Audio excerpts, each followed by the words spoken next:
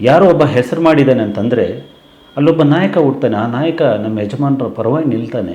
ಆದ್ದರಿಂದ ಯಾರೋ ಒಬ್ಬರು ಬೆಳೀಲಿ. ನಮ್ಮ ರಾಜುಗೌಡರು, ಲೋಕೇಶ್ ಗೌಡರು, ಸರ್ವಣ ಅವರು, ಚಂದ್ರು ಅವರು, ಕೆ ಮಂಜು ಅವರು, ಇನ್ನೊಬ್ಬರು, ಮತ್ತೊಬ್ಬರು, ನಾನು, ನೀನು, ಯಾರೋ ಒಬ್ಬರು ಕೆಲಸ ಮಾಡಲಿ ಅಲ್ವಾ. ಕೆಲಸ ಮಾಡೋರ ಜೊತೆ ನಿಂತು ಬಿಡೋಣ. ಆದರೆ ಮಾಡಿದ ಕೆಲಸಗಳು ನಾವು ಅರ್ಧಕ್ಕೆ ನಿಲ್ಲಿಸ್ತಾ ಇದ್ದೀವಿ. ಸೊ ಅದನ್ನು ನಿಲ್ಲಿಸೋದು ಬೇಡ. ದಯವಿಟ್ಟು ಬೆಂಗಳೂರಲ್ಲಿ ಇದುವರೆಗೂ ಒಂದು ಹೋರಾಟ ಆಗಿಲ್ಲ.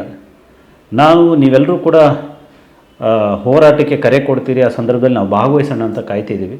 ಅಥವಾ ನಿಮಗೆ ಕಷ್ಟ ಆದರೆ ನಮಗೆ ಹೇಳಿ, ನಾವು ಹೋರಾಟದ ನೇತೃತ್ವವನ್ನು ವಹಿಸ್ಕೊಂಡು ನಾವು ಕರೆ ಕೊಡ್ತೀವಿ, ನೀವು ಭಾಗವಹಿಸಿ. ಆದರೆ ಇಷ್ಟು ದೊಡ್ಡ ಸಮಸ್ಯೆ ಆಗಿದೆ. ಇಡೀ ರಾಜ್ಯದಲ್ಲಿ ಸುಮಾರು 20 ಜಿಲ್ಲೆಗಳಲ್ಲಿ ಹೋರಾಟಗಳಾಗಿದ್ದಾವೆ. ಆದರೆ ಬೆಂಗಳೂರಲ್ಲಿ ನಾವಿನ್ನೂ ಹೋರಾಟ ಮಾಡಿಲ್ಲ ಅನ್ನೋಂಥದ್ದು ನಮಗೆ ಆದ್ಯತೆಯ ವಿಷಯ ಆಗಬೇಕು.